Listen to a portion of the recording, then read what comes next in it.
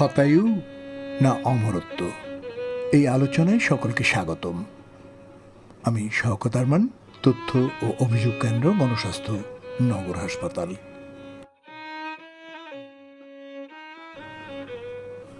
ভূমিকায় বলা যায়, শতায়ু মানে শুধু দীর্ঘজীবন নয়, বরং সুস্থ ও কর্মক্ষম জীবন।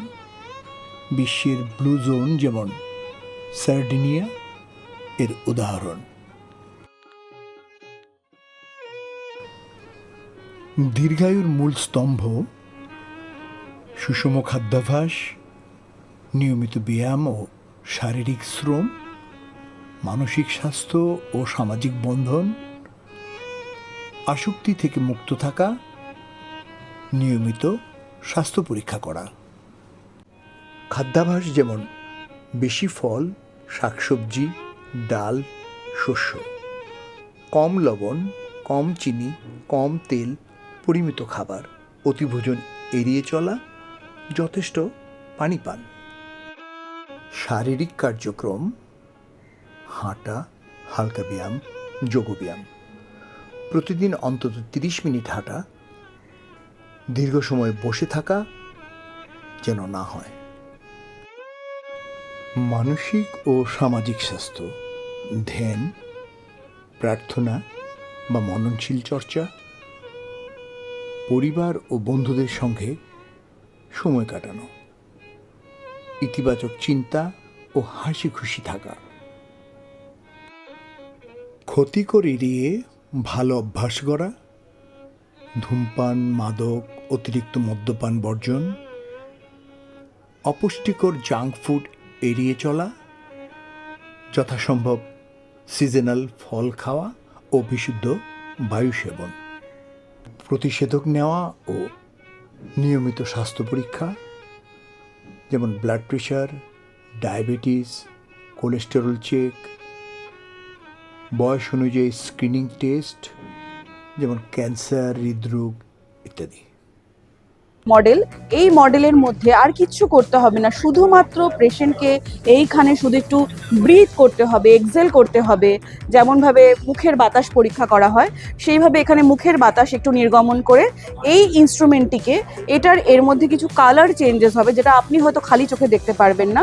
এই ইনস্ট্রুমেন্টটিকে আমরা এর মধ্যে ইনসার্ট করে দিলে এইখানে ডিসপ্লে স্ক্রিনে আপনার মুখ থেকে নির্গত হওয়া যে বায়ু রয়েছে তার মধ্যে কত পরিমাণ কার্বন রয়েছে সেটা ডিটেক্ট করে দেখা হয় যে পেশেন্টের মধ্যে হেলিকোব্যাক্টার পাইলোরি ইনফেকশন আছে কিনা। এই হাইড্রোজেন ব্রিথ টেস্টের মেশিন কি করছে, আপনার অন্ত্রে যদি প্রচুর পরিমাণে জীবাণু জমে গিয়ে থাকে, আপনার অন্ত্রে স্বাভাবিক ক্রিয়া হচ্ছে না, আপনার কনস্টিপেশন বা ডায়রিয়া জাতীয় কোনো রকমের সমস্যা হচ্ছে, কোষ্ঠকাঠিন্য বা পাতলা পায়খানা, বা আপনার পেটের হজমের গন্ডগোল হচ্ছে, বা প্রচুর পরিমাণে গ্যাস ফর্মেশন হচ্ছে, সেক্ষেত্রে ডাক্তাররা কোনো রকমের কোলোনোস্কোপি, এন্ডোস্কোপি, স্টুল পরীক্ষা বা রক্ত পরীক্ষা ছাড়া শুধুমাত্র মুখের নির্গত বাতাসের নিরিখে যে কী পরিমাণ হাইড্রোজেন আপনার মুখ থেকে বেরোচ্ছে, যদি খুব উচ্চ পরিমাণে হাইড্রোজেন এখানে আপনার মুখ থেকে নির্গত হয় তাহলে বলা হবে যে আপনার মুখে প্রচুর পরিমাণে জীবাণু বাসা বেঁধেছে। রোগীকে কোনো রকম কষ্ট দিয়ে ছাড়া শুধুমাত্র মুখ থেকে নির্গত বাতাসের মাধ্যমে এই মাপকাঠিগুলো নির্ধারণ করে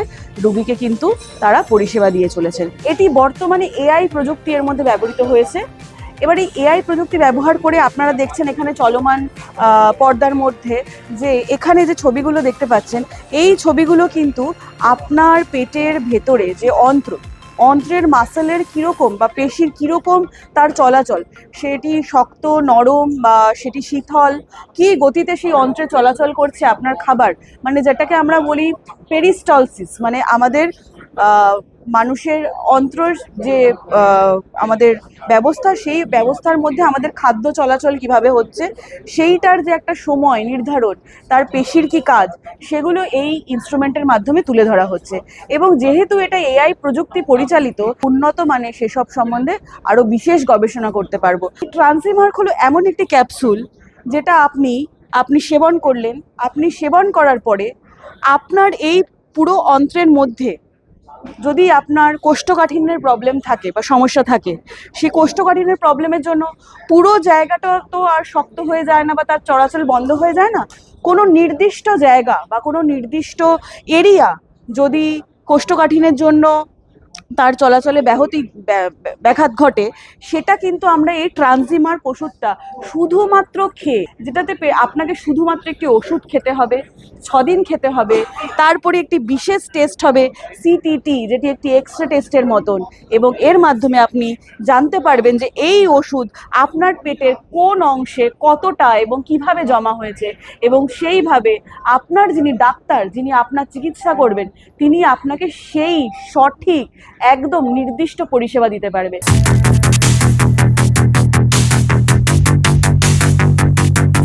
যেমন মৃত্যু মানে কি চূড়ান্ত অর্থে একজনের জীবন শেষ হয়ে যাওয়া? যে মানুষটি মারা গেলেন তিনি আসলে কোথায় গেলেন পৃথিবীতে এই দেহটা রেখে? মৃত্যুর পরের ধাপটা আসলে কি? আপনি মারা গেলেন, এর মানে আপনি আর কোথাও নেই, নাকি কোথাও আছেন? যদি থেকে থাকেন তাহলে সেটা কোথায়? যারা কোমা থেকে বা খুব কাছাকাছি মৃত্যুর কাছ থেকে ফিরে এসেছেন তাদের অভিজ্ঞতাও জানার চেষ্টা করব। এই ভিডিওতে একটা পরিষ্কার ধারণা পাওয়ার চেষ্টা থাকবে যে মানুষের মৃত্যুটা কি পূর্ব নির্ধারিত, নাকি ঘটনার প্রেক্ষিতে সেই মৃত্যুটা এসে সামনে দাঁড়ায়। জানার চেষ্টা থাকবে মৃত্যুর ঠিক আগ মুহূর্তে কি অনুভূতিটা কাজ করে এবং মৃত্যুর পর মানুষের অবস্থানটা কোথায় হয়। আমরা মারা গেলে আমাদের সোল বা চেতনা বা আত্মা সেটা কি হায়ার ডাইমেনশনে ভ্রমণ করে? প্রতিটি বস্তু আর বাস্তবতার একটা নির্দিষ্ট মেয়াদ থাকে, সেই মেয়াদটা ফুরিয়ে গেলেই যেটা ঘটে সেটা হচ্ছে মৃত্যু। প্রতিটি মানুষের মৃত্যুর ঘটনাগুলো আলাদা হলেও পরবর্তী ধাপগুলো কিন্তু একই রকম। মৃত্যু সাধারণত 2 ধরনের হয়ে থাকে, একটি হচ্ছে বায়োলজিক্যাল ডেথ, আরেকটি হচ্ছে ডেথ বাই দ্য ল।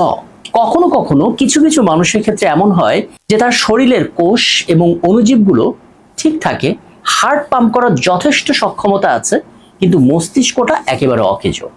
এই দেহটিকে আইনত মৃত বলা হয়, কারণ মস্তিষ্ক অকার্যকর হয়ে গেলে ওই মানুষের ফিরে আসার আর কোনো সম্ভাবনা থাকে না। এসব ক্ষেত্রে মৃত্যুকে বলা হয় ডেথ বাই দ্য ল। আবার কখনো কখনো এমন হয় যে একজন মানুষের সমস্ত জৈবিক ক্রিয়াকলাপের একটা স্থায়ী এবং অপরিবর্তনীয় সমাপ্তি ঘটে যায়, ফলে ওই প্রাণীটির টিকে থাকার আর কোনো সম্ভাবনা থাকে না। একটা নির্দিষ্ট সময় পর তার সে নিথর দেহটি পচতে শুরু করে। এটাকে বলা হয় বায়োলজিক্যাল ডেথ বা জৈবিক মৃত্যু। এখন প্রশ্ন হলো, মৃত্যু হওয়া মানে কি? মৃত্যু হওয়া মানে কি মানুষটি চূড়ান্ত অর্থেই শেষ হয়ে যাচ্ছেন? আরিজোনা বিশ্ববিদ্যালয়ের স্টুয়ার্ট হ্যামারঅফ এবং ব্রিটিশ পদার্থবিদ স্যার রজার পেনরোজ একসাথে এর উত্তর খুঁজেছিলেন।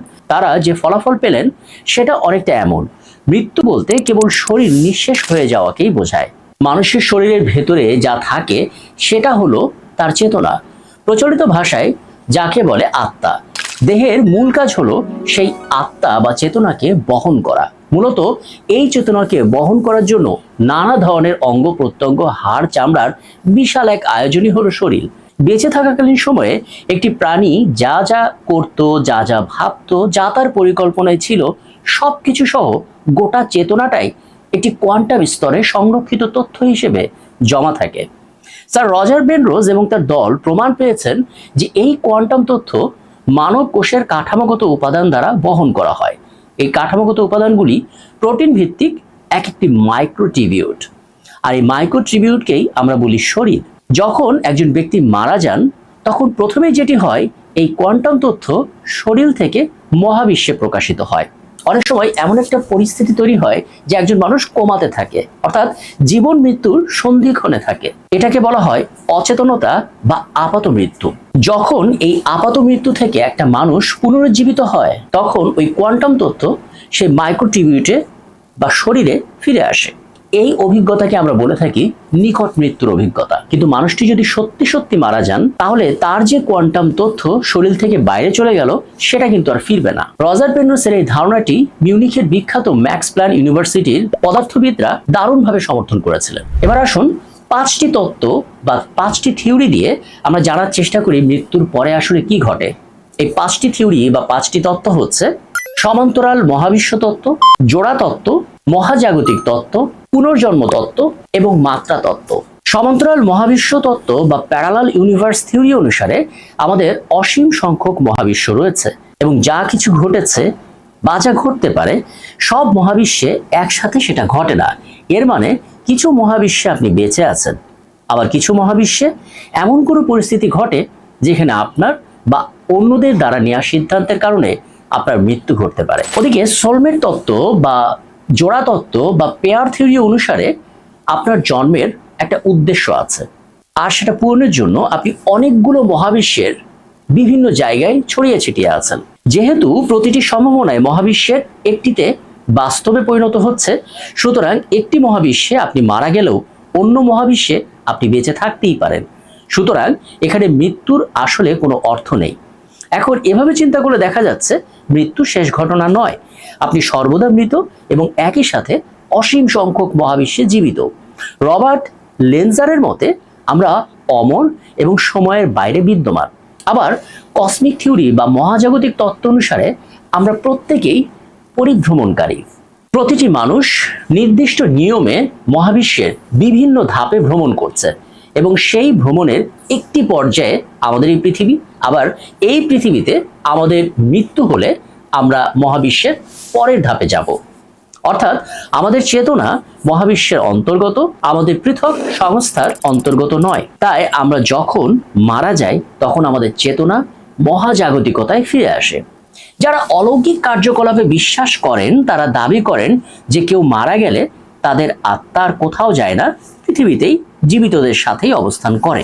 হিন্দু এবং বৌদ্ধ দুই ধর্মেই মৃত্যুর পর পুনর্জন্মের উপর বিশ্বাস স্থাপন করা হয়। আবার ডাইমেনশন থিওরি বা মাত্রা তত্ত্ব অনুসারে মৃত্যুর পরে চেতনা বা সোল বা আত্মা সেটা কিন্তু আবার হায়ার ডাইমেনশনে ভ্রমণ করে।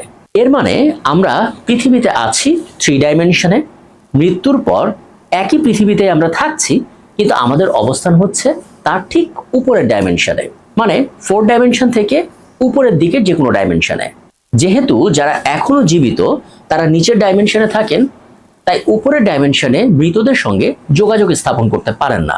মার্কিন চিকিৎসক ক্রিস্টোফার কের তিনি 1999 সালে মৃত্যুর কাছাকাছি থাকা মানুষের অভিজ্ঞতার ওপর গবেষণা শুরু করেন এবং দীর্ঘ গবেষণা শেষে কোভিডের বছরে অর্থাৎ 2020 সালে তিনি একটা বই প্রকাশ করেন। বইটার নাম death is but a dream, finding hope and meaning at life's and.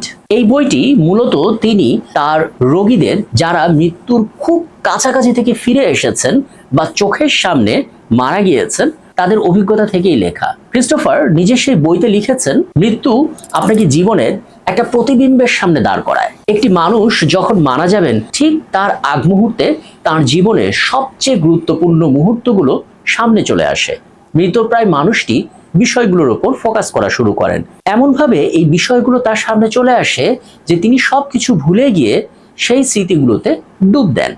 এমনও হয় যে খুব আনন্দের একটি স্মৃতি মৃত্যুর আগ মুহূর্তে মানুষটির মনে পড়ছে। সে সময় মৃত্যু পথযাত্রী মানুষটি নিজের শেষ মুহূর্তে সেই স্মৃতির কথা স্মরণ করতে করতে এতটাই প্রশান্ত হয়ে ওঠেন যে মৃত্যু যন্ত্রণা তাকে কাবু করতে পারে না।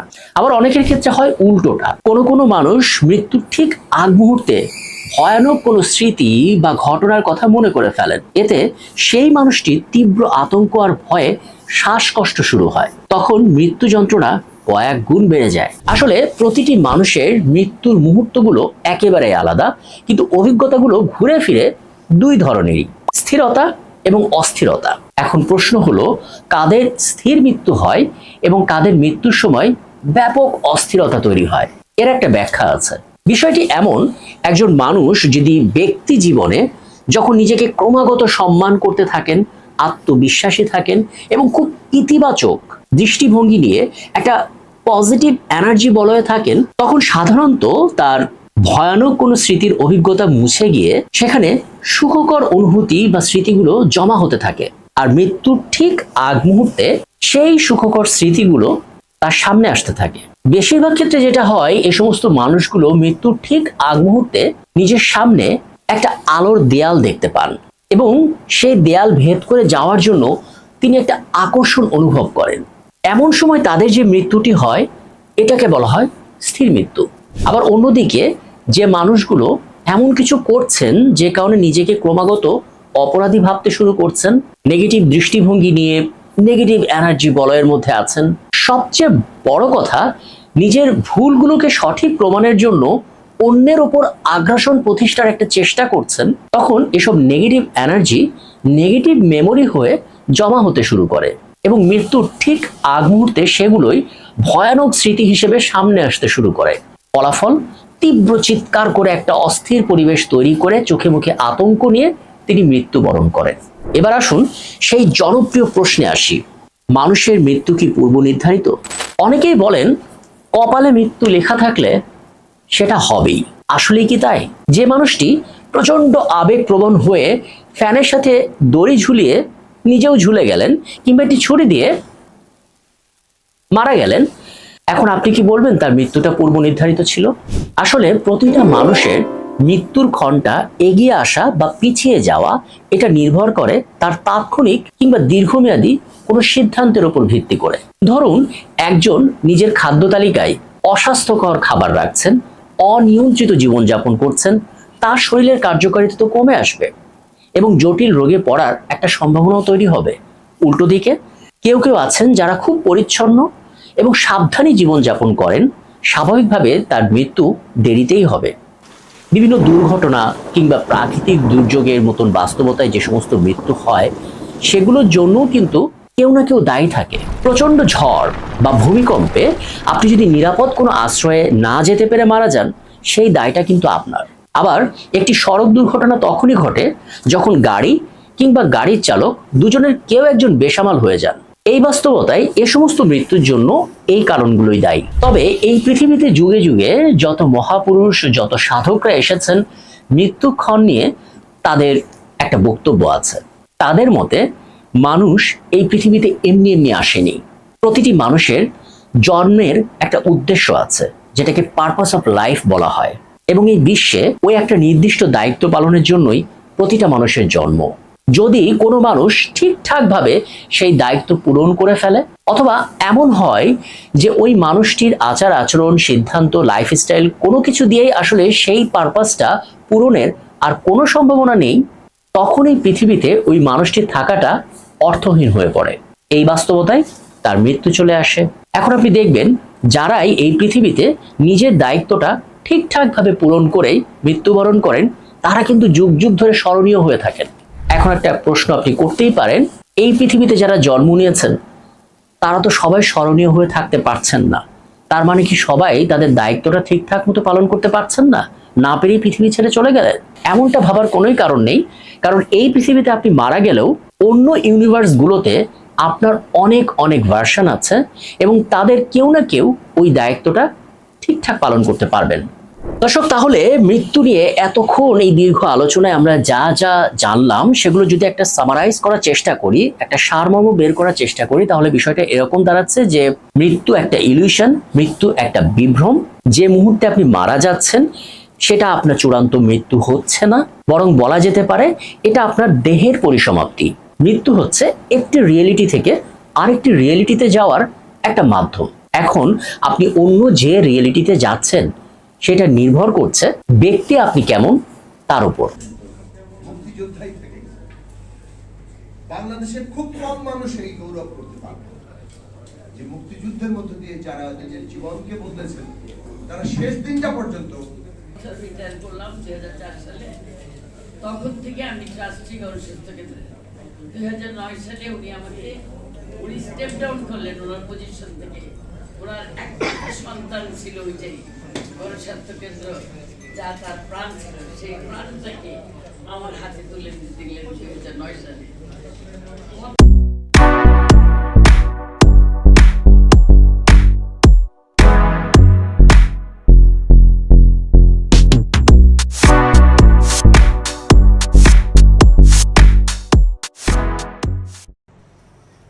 This man is from old man from India, still alive. and he is still alive, breathing and walking healthy. What a glorious God. 300 years old.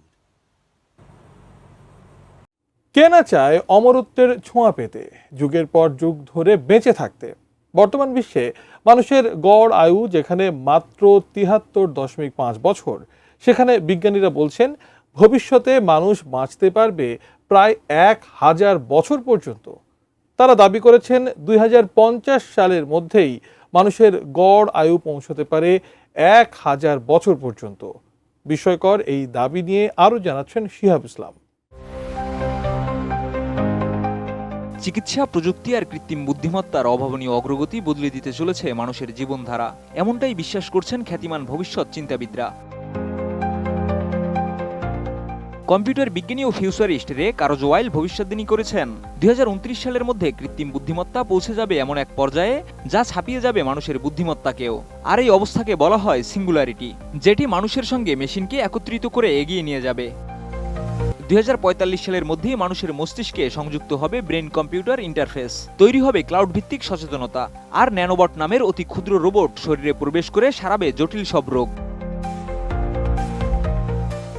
রে কারজওয়াইল আরও বলেন, এই অগ্রগতির ফলে শুধুই দীর্ঘায়ু নয়, বরং মানুষের মন বা চেতনাও হতে পারে কার্যত অমর। তবে এই স্বপ্নে রয়েছে প্রশ্ন ও বিতর্ক।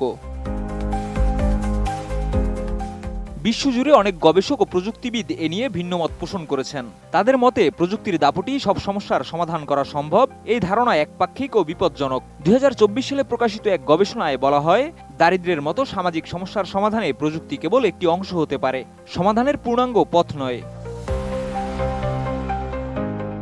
আর এই অমরত্বের বিষয়ে প্রশ্ন উঠেছে আরও একটি দিক নিয়ে, এই দীর্ঘায়ু লাভ করবে কারা? এতে ব্রিটিশ বিজ্ঞানী ইয়ান পিয়ারসন মনে করেন, শুরুতে শুধুমাত্র ধনীরাই এই সুবিধা ভোগ করবেন, তবে তার আশা ধীরে ধীরে এই প্রযুক্তি পৌঁছাবে সাধারণ মধ্যবিত্ত মানুষের কাছেও।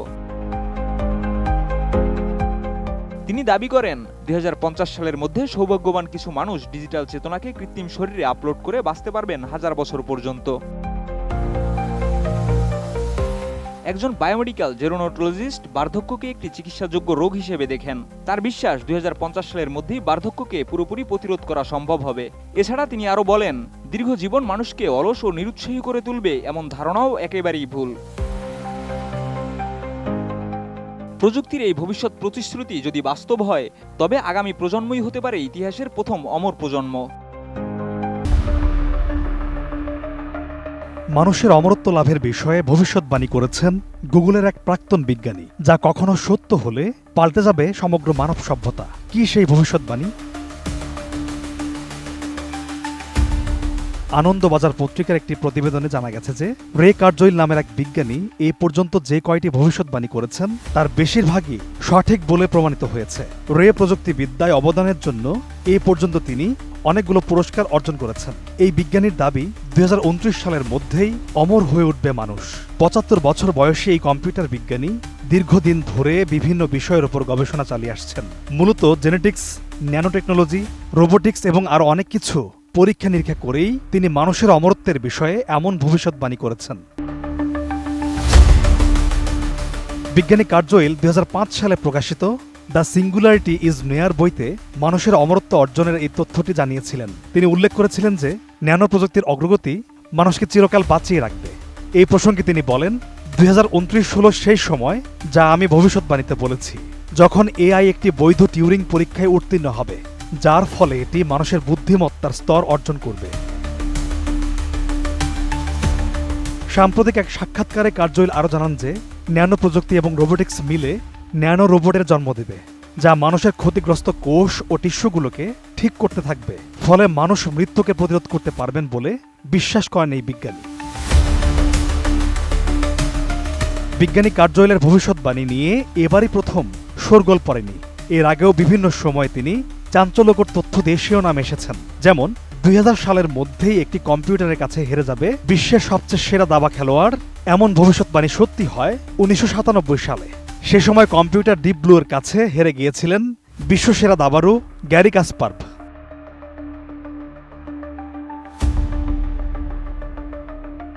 এই পর্যন্ত তার করা 147টি ভবিষ্যৎবাণীর মধ্যে 85% বেশি সঠিক হিসেবে প্রমাণিত হয়েছে। তবে মানুষের অমরত্ব লাভের বিষয়ে তার করা ভবিষ্যৎবাণীটি আদৌ সত্য হবে কিনা সেই বিষয়ে আশাবাদীর পরিবর্তে সংশয়বাদীর সংখ্যাই বেশি। আর ধর্মীয় দৃষ্টিকোণ থেকেও এমন প্রত্যাশা অবাস্তব।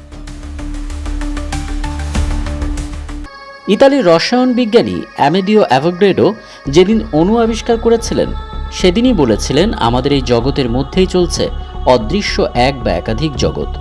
তিনি প্রমাণ করে যেতে পারেননি। প্রমাণের জন্য অপেক্ষা করতে হয়েছে 250 বছর।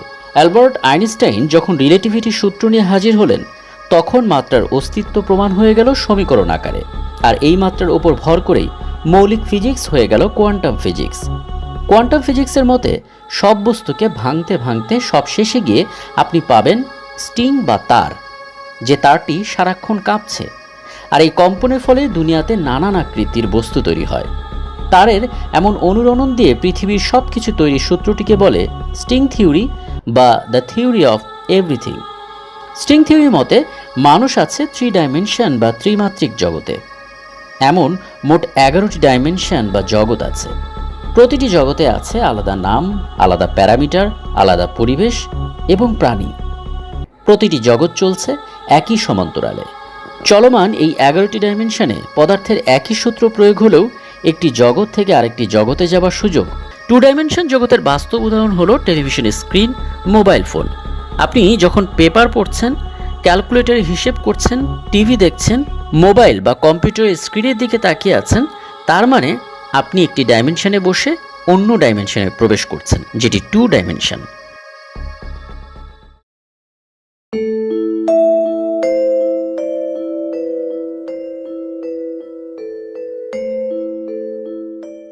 এটি আমাদের জগৎ। আমরা মূলত এই ডাইমেনশনেই আছি। আপনি যদি 2 ডাইমেনশনের জগতে উচ্চতার গভীরতা যুক্ত করে দিতে পারেন, তাহলে সেটি 3 ডাইমেনশনে পরিণত হবে। এই ডাইমেনশনে বস্তু বা প্রাণী ইচ্ছা মতো সামনে পেছনে ডানে বামে উপরে নিচে যেতে পারে। আপনি সাধারণত কোনো সিনেমা দেখলে সেটি 2D সিনেমাই হয়ে থাকে। সেখানে কেবল দৃশ্যের সামনে পেছনে ডানে বামে চলাচল করতেই দেখবেন। এখন 3D গ্লাস চোখে দিলে আপনি আসলে সেই ফিল্মে উচ্চতা এবং গভীরতা যুক্ত করে নেন, ফলে ওই 2D ফিল্মটাই হয়ে যায় 3D।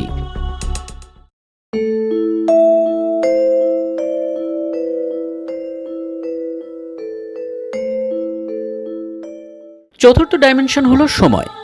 সময় হলো প্রতিটি জগতের মূল চালিকা শক্তি। সময় যুক্ত হলে গতি যুক্ত হয়। সময়ের অস্তিত্ব না থাকলে জগতের সবকিছু ছবি হয়ে যেত, প্রাণের অস্তিত্ব থাকতো না। তাই প্রতিটি ডাইমেনশনে সময় একটি গুরুত্বপূর্ণ প্যারামিটার। 3 ডাইমেনশনে আমরা ইচ্ছা মতো সামনে পেছনে ডানে বামে উপরে নিচে যেতে পারি, কিন্তু সময়কে নিয়ন্ত্রণ করতে পারি না। এভাবে 0 থেকে 3 ডাইমেনশন পর্যন্ত সময় আমাদের নিয়ন্ত্রণ করত, কিন্তু 4 ডাইমেনশন থেকে আপনি সময়কে নিয়ন্ত্রণ করতে পারবেন। 4D বা 4 ডাইমেনশনের জগতে প্রতিটি প্রাণী ইচ্ছা মতো অতীত, বর্তমান, ভবিষ্যতে ভ্রমণ করতে পারে। যদি টাইম মেশিন তৈরি হয় কখনো এবং আপনি যদি সেটা ব্যবহার করতে পারেন, তাহলে 3 থেকে 4 ডাইমেনশন জগতে প্রবেশ করতে পারবেন, যেখানে সময়কে আপনি নিয়ন্ত্রণ করতে পারবেন।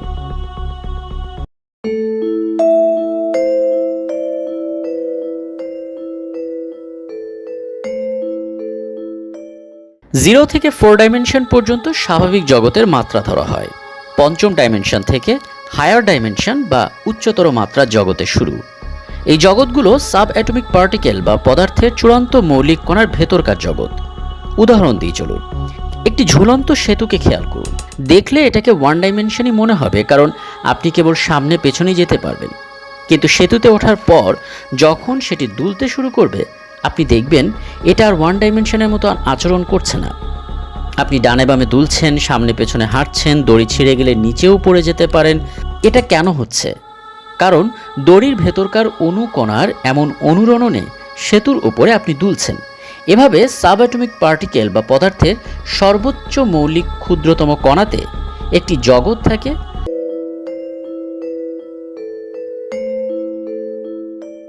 কোয়ান্টাম ফিজিক্স বলে গোটা মহাবিশ্বের মাত্র 4% দৃশ্যমান, বাকি 96% অদৃশ্য, অর্থাৎ সাব অ্যাটমিক পার্টিকেল বা এমন কিছু যা খালি চোখে দেখা যায় না।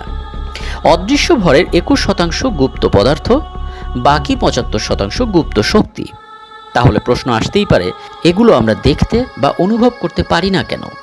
এর কারণ হলো প্রতিটি ডাইমেনশনের বাসিন্দারা সেই ডাইমেনশন এবং তার নিচের ডাইমেনশনে প্রবেশ করতে পারে, উপরের ডাইমেনশনে নয়। যেহেতু মানুষ 3 ডাইমেনশনাল বা ত্রিমাত্রিক জগতের জীব, তাই মানুষ শুধু 0 থেকে 3য় ডাইমেনশন পর্যন্ত প্রবেশ এবং নিয়ন্ত্রণ করতে পারে, উপরের ডাইমেনশনগুলোতে নয়। চতুর্থ থেকে দশম জগৎগুলোতে তাই স্বাভাবিকভাবে মানুষ প্রবেশ করতে পারে না। রহমত করো, একটু দয়া করো। তুমি না রহমান, তুমি না গফফার, তুমি না সত্তার, তুমি না খালিক, তুমি না মালিক, মওলা একটু দয়া করো। রব্বে করিম বলে লা তাকনাতু মির রাহমাতিল্লাহ, বান্দারে এত নিরাশ হইস না, আমি রব আছি তো, আমি রব আছি তো। একবার তুই তওবা কর, ইন্নাল্লাহ ইয়াগফিরুয যুনুবা জামিয়া। একবার তওবা কর, সারা জীবনের গুনাহকে মাফ করে দিতে।